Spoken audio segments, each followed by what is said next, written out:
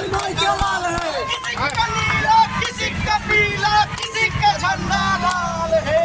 इस बदले को रोक सकेगा कोई भाई का लाल है।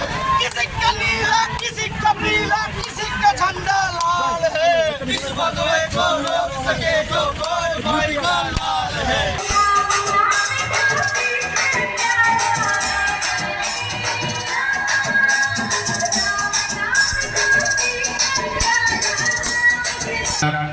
স্থান গ্ৰহণ কৰিছে সব ৰাইজক মোৰ অনুৰোধ জনাম সবে সবে নিজৰ স্থান গ্ৰহণ কৰক যেন এতিয়া আমাৰ পৰৱৰ্তী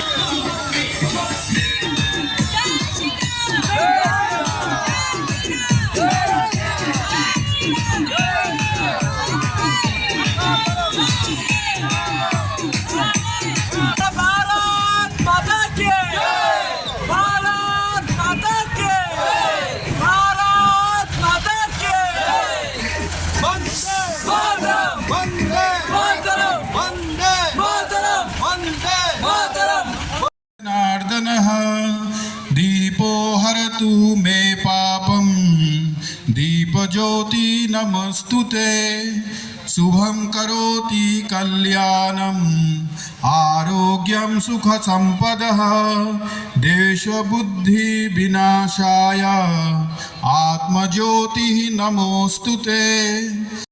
प्रमुख श्री সীমান্ত বৰুৱাদা সীমান্ত বৰা ডাঙৰীয়া তেখেতক মই মঞ্চত স্থান গ্ৰহণ কৰিবলৈ অনুৰোধ জনালোঁ।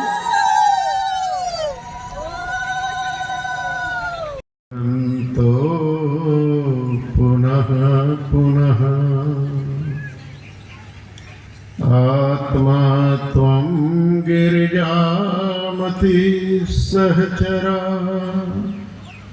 प्राणासरी समाधिस्थिति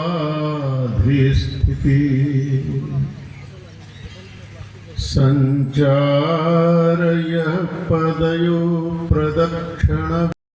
ৰাষ্ট্ৰীয় স্বয়ংসেৱক সংঘৰ শোণিতপুৰ জিলাৰ এটা ৰাষ্ট্ৰীয় স্বয়ংসেৱক সংঘৰ শোণিতপুৰ জিলাৰ আজি ৰঙাপাৰা নগৰ মণ্ডলত হিন্দু সন্মিলনৰ আয়োজন কৰা হৈছে।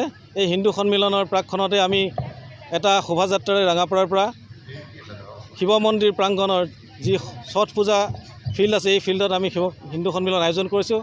আৰু এই হিন্দু সন্মিলনৰ মূল উদ্দেশ্য হৈছে সমগ্ৰ হিন্দু একত্ৰিত হৈ থকা আৰু সংঘই সংঘৰ হিন্দুত্বৰ যি ধাৰণা এই হিন্দুত্বৰ ধাৰণা অন্যান্য যিসকলে কয় তেওঁলোকতকৈ পৃথক। সংঘই ভাবে যে ভাৰতবৰ্ষত জন্ম লভি ভাৰতবৰ্ষৰ মাটি পানী বায়ু লৈ পেলাই যিসকলে ভাৰতবৰ্ষক কাৰণে প্ৰাণ আহুতি দিব বিচাৰে তেওঁলোকে আমি হিন্দু বুলি ভাবোঁ।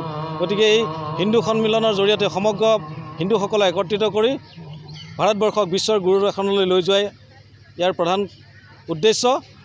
আৰু এই অনুষ্ঠান সমগ্ৰ শোণিতপুৰ জিলাৰ ৭৮ স্থানত হ'বলৈ গৈ আছে। ইতিমধ্যে প্ৰায় ৩৫টা স্থানত সমাপ্ত হৈছে আৰু অনাগত দিনত বাকী অনুষ্ঠানবিলাক সম্পন্ন হ'ব। আজি অনুষ্ঠানত কোন উপস্থিত থাকিছে? আজি অনুষ্ঠানত যতীন্দ্ৰ নাথ গিৰি মহাৰাজ তেখেত উত্তৰ প্ৰদেশৰ পৰা আহিছে আৰু তেখেত জোনা আখৰাৰ মহামণ্ডলেশ্বৰ।